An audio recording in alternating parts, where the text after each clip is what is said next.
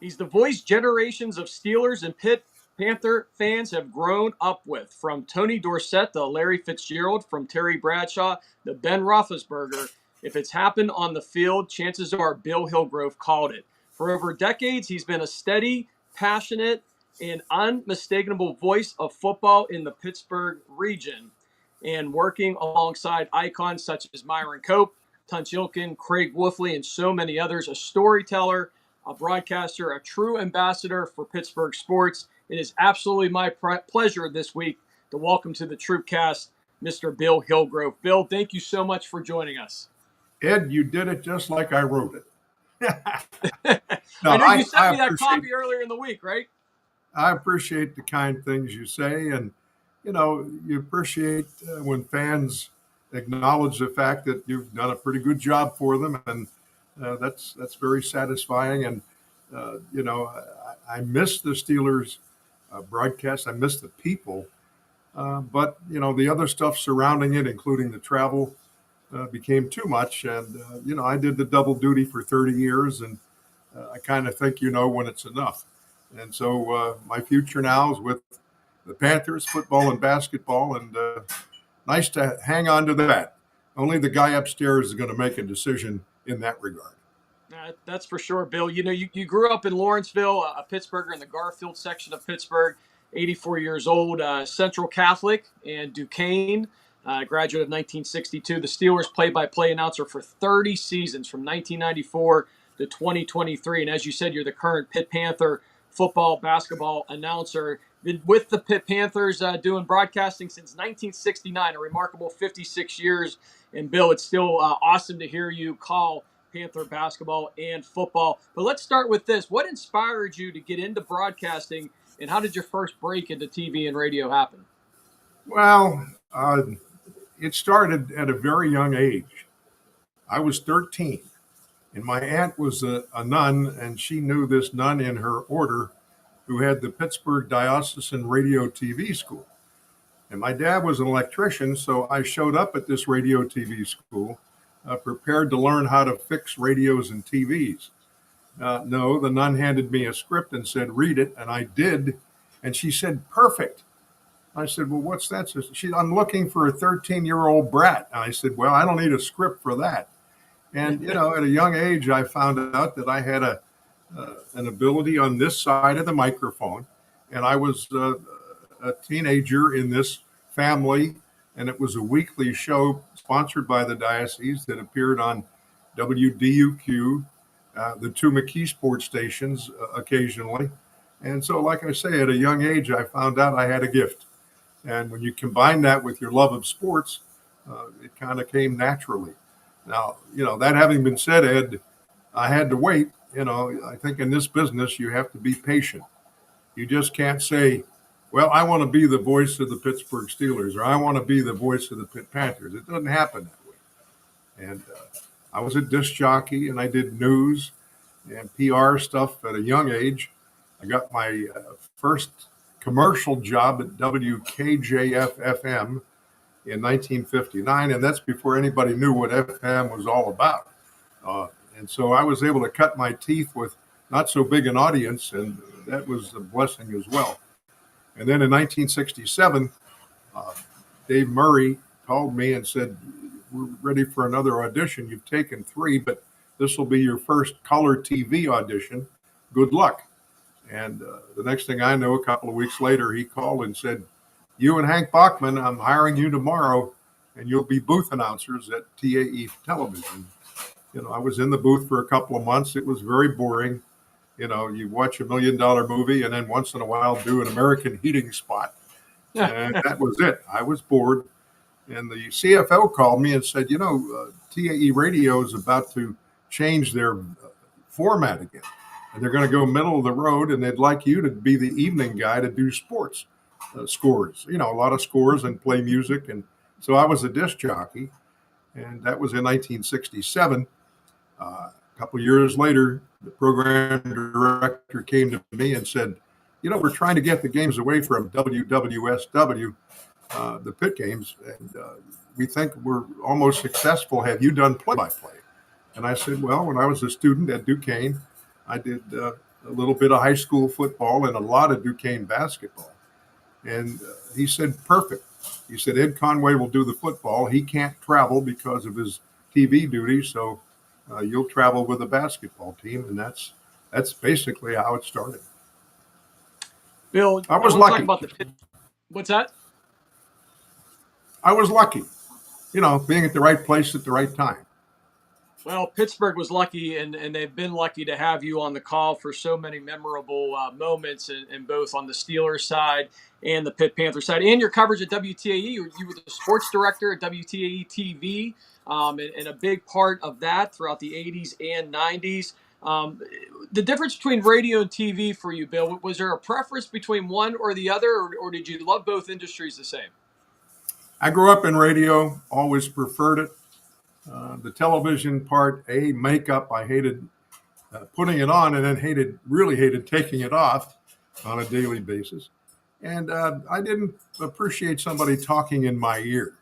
And that happens on television as well. And radio, you're a lot freer. You can describe what you see.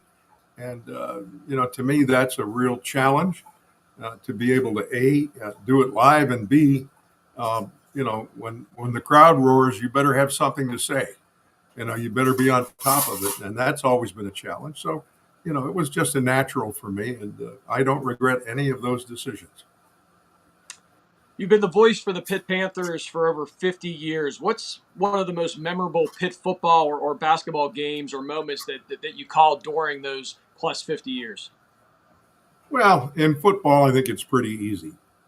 1976, Tony Dorsett at Navy breaking Archie Griffin's all-time rushing record, and the Navy brigade doffing their caps, and his parents getting out of the stands and walking around the stadium to acknowledgement. That was a pretty special moment.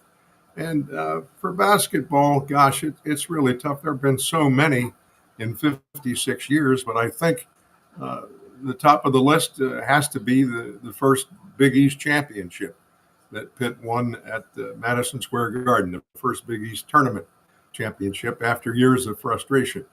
And with Dick Groat, to be putting on our coats and getting ready for the March night out in Manhattan, we go by Jim Calhoun, who the Panthers had just defeated Connecticut, and he was doing an interview with the New Haven station, and he stopped the interview, looked at Dick, and then said to me, Dick, Bill, congratulations.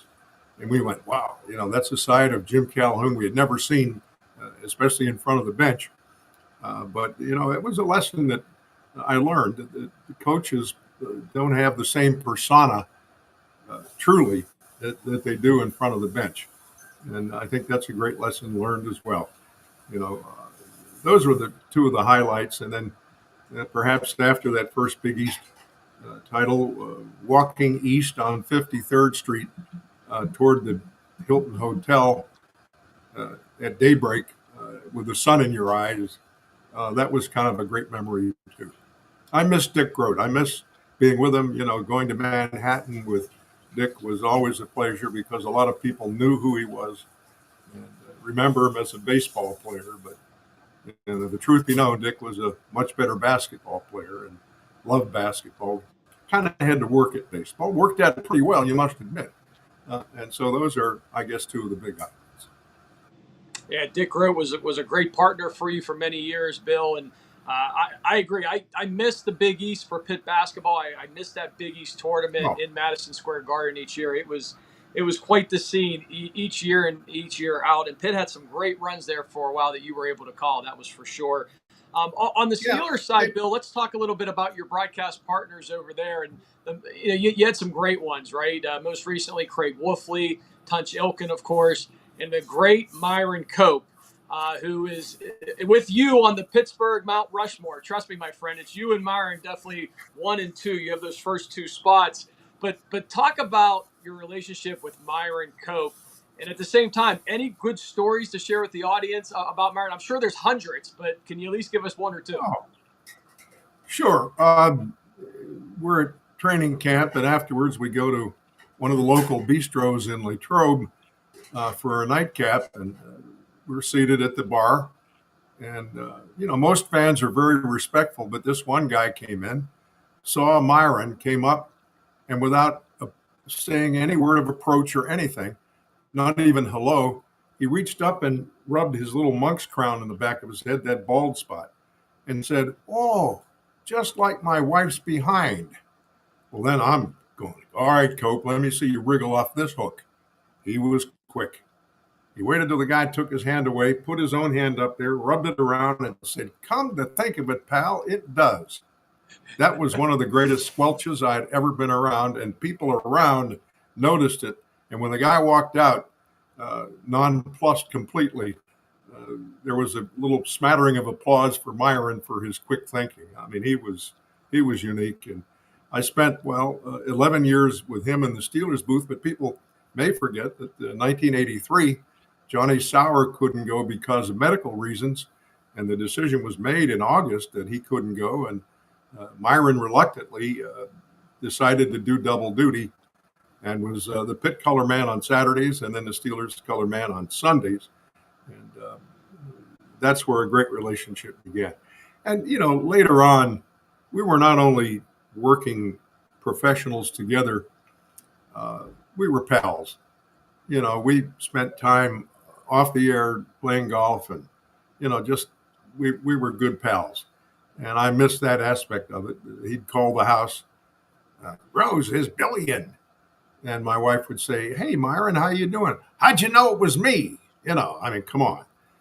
That voice was as unique as they get, and what a run it was. And, when I think of Myron, I think of the terrible towel, and it, not only lives to this day, it thrives to this day. And only he could have pulled that off. He's the only person in this business that could have, just made something inanimate become almost human, and to this day, Steelers fans regard it as a weapon. And when we go to other stadiums, I remember Tunch saying, "Look, there, Miami Dolphins fans are waving that white towel." But he said Steelers fans paid $10 for theirs. And as a result, a lot of money has gone to the Allegheny Valley School. I think it is over $7 million now, and it's just an incredible story. Right, yeah, that's for sure. And Myron was one of the great ones, and then you had Tunch Ilkin with you, for a good portion of your broadcast years with the Steelers, and Craig Wolfley was part of that team. Then Wolf came in, and of course, we've lost all three of those guys over the years, and most recently Wolf this past spring. And Bill, you and I were talking about it before we came on the air about Craig Wolfley. We had him here on the TroupCast several times last year, one of our favorite guests, and we certainly miss Wolf. And Tunch. Yeah. Well, those guys were two not only great guys, but they were great compatriots. And what they brought to the broadcast was that decade plus experience in the NFL as players. And I think that's hard to replace. They saw the game through the eyes of people who experienced it. They understood pad level, and they understood body language. They both understood that there are stories on the sideline as well as on the field. And, like one example, Tunch and I were, preparing for the playoff game in Cincinnati, and Wolf's on the field, and he said, "Chaluch." He always called Tunch Chaluch. And that, they were roommates and buddies forever. He said, "Pac-Man and Burfict just ran by our bench at 100 miles an hour. There's something going on here." Well, that was prophetic, because later in that game, they were part of the reason that the Steelers were able to win it, because they gifted the Steelers the game on the platter with their behavior. Right. That was kind of like a great moment with those two fellas. But, all in all, over those 30 years, to have, those three guys as your buddy in the booth and on the field, it was an irreplaceable experience. And I miss that part of it. I miss the people, but the travel and some of the other things I don't miss. We're talking with Bill Hillgrove, the great Bill Hillgrove, here on the TroupCast this week, who called Steelers football for 30 seasons and has been with the Pitt Panthers basketball and football program, calling those games for over 50 years. Bill, I want to bring up this picture. I showed this to you before we came on. We had Guy Junker on a few weeks ago, or maybe a month or two ago now, and we brought this up. This is your old crew at Channel 4. We were talking just a little bit about Craig Wolfley. He's there with Myron. Stan Saverin's in this picture. Yourself. You got Albie Oxenreiter back there. Mike Webster. My goodness, you got the great Mike Webster, the Hall of Famer, with you as well. Those were the days. Who's that young kid in the front row? I see that to the right. Yeah, that was a great memory, and my television time at Channel 4 was always rewarding. It was fun to go to work, to be around these people, and in addition to Myron and Stan and Guy and Albie and the sports department, we had a lot of fun with the Kiley brothers, our producers, Tim Kiley and Kevin Kiley, and we had some great times. And to go to work at 400 Ardmore Boulevard and have Paul Long, Joe DiNardo, Sally Wiggin all interacting, Don Cannon, those were fun days. And I think at those moments, TV was more fun than it seems to be today, but that's another issue, and we don't have to get into it. I remember when Myron did some of those videos, they were classics. And also we did some, promos at Channel 4 involving Craig Wolfley, Myron, and I can't remember who was involved in it, when Myron sang A Christmas Carol. Those were just divine moments, and I miss them, but they're still fun to enjoy from afar. All Steeler fans remember Myron and the Broncos Christmas song. I think it was in reference to the Broncos, right? Heck, the Broncos, they're just Yonkos. Exactly. Who can forget that? Bill, you throughout your career, you had a unique situation calling Pitt football and Steelers on back-to-back days, sometimes involving some travel as well. How did you manage that, calling Pitt football on a Saturday and then quickly having to turn around and call an NFL game with the Steelers on a Sunday? Knock on wood, those were days when travel wasn't as challenging as it is today commercially. I remember when there were 8 direct flights a day to Baltimore, direct flights to Syracuse, to Buffalo. And those days are kind of gone because, to take the Baltimore example, there's probably down to 2 flights a day, and one of them might stop in Charlotte. And so the airline industry has changed the challenge of that. But fortunately, for 30 years, I never missed a Steelers game because of travel. I had close calls. The closest was the time in Houston when I got there plenty early, and I decided to take a limo. I don't know why. I normally took cabs to the stadium, but, it was Sunday and I'm heading to the stadium. I might as well reserve a limo. And I came down the escalator, and there's the guy with the sign, Hillgrove, and I got in, and we breezed right into downtown Houston. And we were about 12 blocks from then Reliant Stadium, and gridlocked. We didn't move for 20 minutes.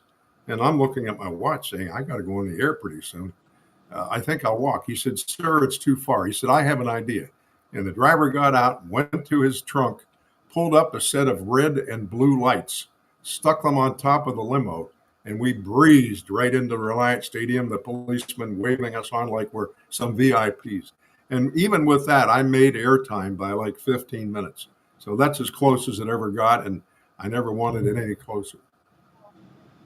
Bill, from the Pittsburgh Steelers, your time calling those games, who was your favorite to interview and work with? And any good stories from any players or coaches from over the years? Yeah, I had a pretty good relationship with Terry Bradshaw. And, he hasn't changed at all. He's the same guy on the air as he was in the quarterback room. He always, quarterbacks, they're a confraternity to themselves, and they all care about each other. And I remember when Dan Marino was a senior, weekly, Bradshaw used to say, how's Danny doing? Is everything okay? And that made me realize how tight quarterbacks can be because, they have such a unique role in the game. And even years later, I was privileged to play in the NFL event in Maui And I'm standing on the front porch of this golf course in Maui and looking out over the putting green. And all of a sudden, I get a bear hug from a guy from behind me and picks me a foot off the deck, sets me back down. And the voice said, "Hargrove, how you doing?" And it was Terry Bradshaw. He was great to interview. And another story that I had with him, I remember the slide in the playoff game against Houston, the slide in the rain and the spray goes up, and it was a freezing rainy day. It was cut right through you. And I go into the locker room after the game to interview Bradshaw, and I'm looking for him. I can't find him. And somebody said, "Well, he's in the sauna bath drinking whiskey." And I said, "Well, he doesn't drink." "Yeah, but he's trying to keep warm." Okay. So I waited patiently, and finally he came out, and I said, "Would you like to do an interview?" And he said, "On one condition. If I slur one word, the interview's over." Well, he didn't slur any words, and we both were fortunate that it came off unhitched. Those are just a couple of Terry stories that I remember quite well and fondly. That is awesome. Bill, you got a chance to call the 1976 Pitt National Championship team, the last national title for the Pitt football program. That had to be an exciting year. You got to see Tony Dorsett, of course, call his brilliant college career, his Heisman run. Dan Marino, my goodness, you're a Central Catholic guy. Dan Marino's a Central Catholic guy. That had to be special as well. But, we talked earlier about some of those Pitt moments in basketball and football, but from a player standpoint for Pitt, who was one of your favorites? Oh, well, Matt Cavanaugh was always a favorite. Youngstown kid. Yep. And I remember years later, after he was in the pros as a coordinator and did a fine job, I thought, as a coordinator.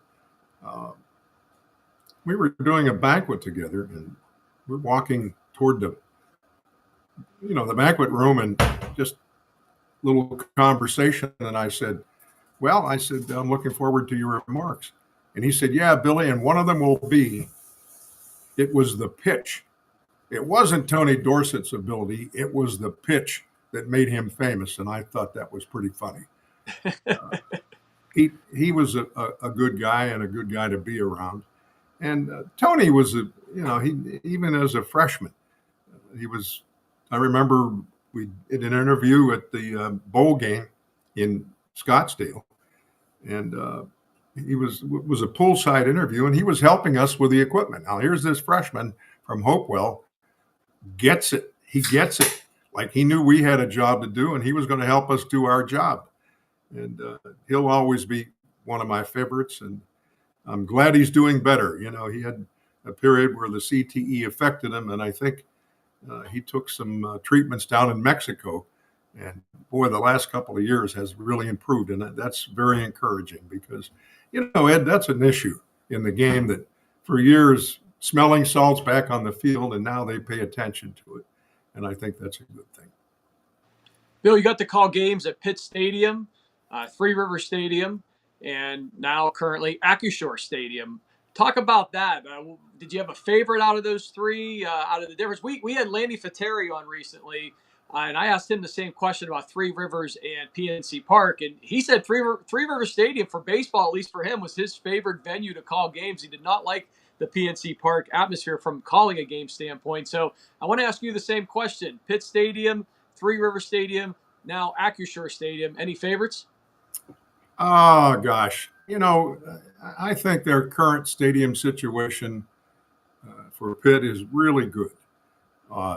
I broadcast the same booth I did for the Steelers, albeit from this end zone, doing most of the game to my left. But I understand the economics of the game, where if they can sell a booth at the 50-yard line, they sell it. And I understand that. And it's happening even more so today. Like I'm told, and I haven't experienced it, that in Baltimore, we used to have a really good 35, 40-yard line vantage point, and now they pushed them into the end zone. And that's unfortunately a trend. But, Pitt Stadium had its limitations. As fun as it was, and it was on campus, there was one bathroom in the press box.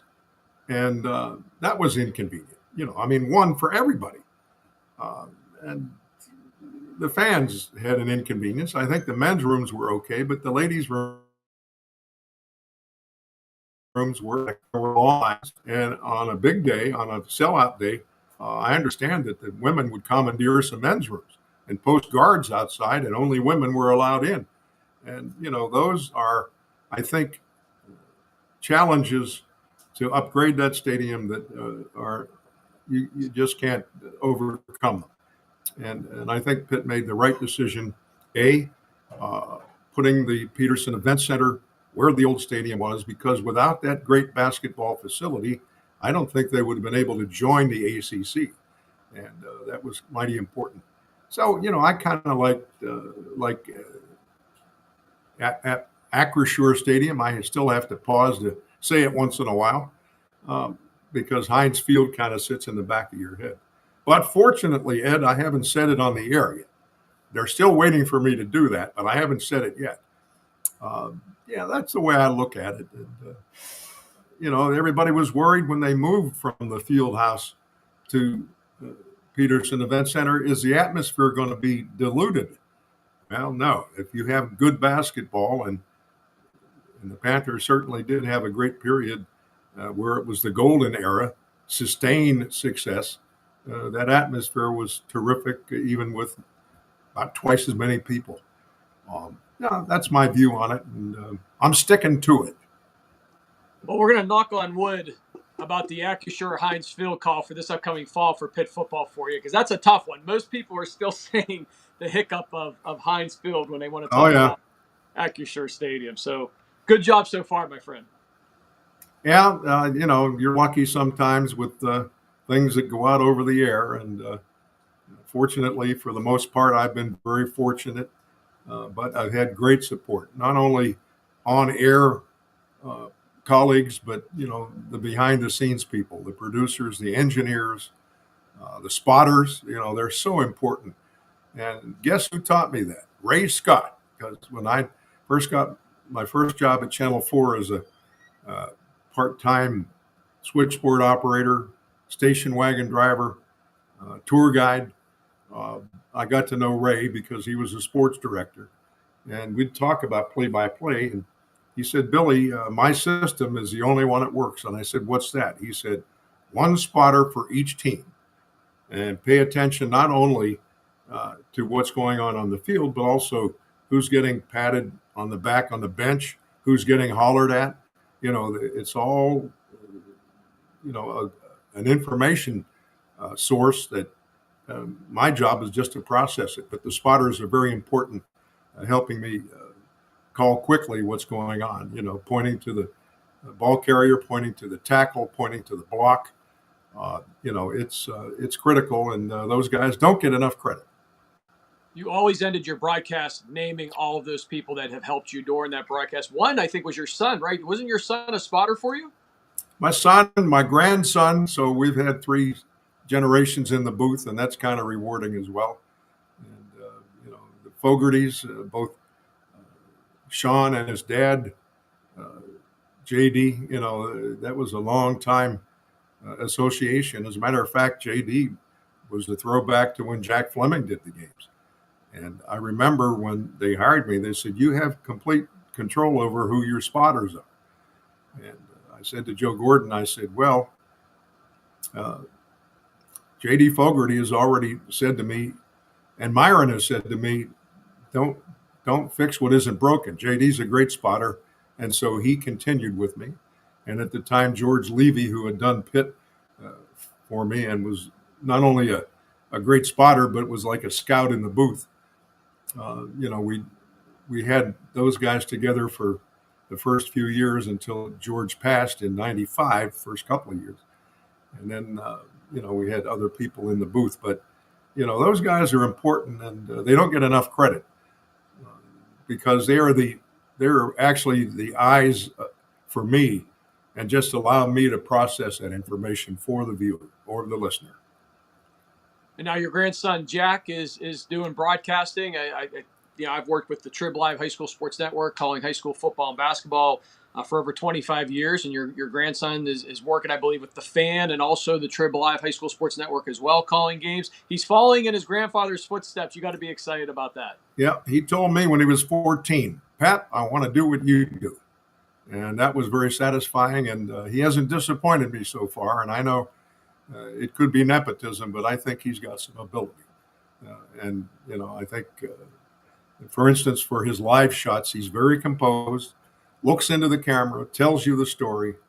I think he does it pretty well. And I'm hoping at some point in time, maybe he'll take one of my jobs. But that's always somebody else's decision, not mine. Well, he's certainly on his way, and he does a great job, so you should be very proud, and it sounds like you are. And, Bill, just a personal story for me, and we're going to wrap things up here in just a few minutes. I have a picture of you and I at Steeler camp, probably in the mid-'90s. I'm going to have it here in the post-edit of the podcast, so we'll have it up on the screen right now for people to see. I'll text it to you so you can see it. It was probably around 1993, 1994. You mentioned your grandson was 14. I was 14. I watched you do a stand-up for WTAE at Latrobe High School Stadium for the night practice that the Steelers do. And I thought to myself, that's what I want to do one day. I want to do something with the Steelers broadcasting-wise, like Bill Hillgrove. You influenced me, my friend. I've done it for over 25 years here locally and here on the podcast the last 2 years. And today was an absolute pleasure, Bill, to have you on. You're one of my idols. And thank you so much for everything you've done for broadcasting the city of Pittsburgh. I got the Pitt shirt on for you today. I didn't know whether to wear a Steelers shirt or Pitt shirt. I went with the Pitt shirt. But thank you for everything you've done and what you continue to do here in the Pittsburgh area. Ed, I think we have to remind ourselves that when we go to work, it's not work. It's fun. And we're blessed because a lot of people don't have careers that, take them in that direction. We don't count the days till retirement. Matter of fact, we fear it because it means, a tremendous change in what we do. But I'm in semi-retirement, but I've always believed that you got to have a reason to wake up in the morning. And right now, Pitt is my reason, and I enjoy it very much. Thank you for your kind words. It's Bill Hillgrove, who called Steeler football for over 30 years, and currently you can hear him this fall calling Pitt football here locally as the Panthers begin their 2025 season. Only about a month away, Bill, and you'll be highly active in that. That'll be underway here in the Pittsburgh area. But thank you for coming on, and that will do it for the TroupCast. Bill, just hold on for 1 second. Don't hang up on us. We'll talk to you here off the air, and we will see you here on the TroupCast here on oneBURGH. Have a great night, everyone. Thank you, Ed.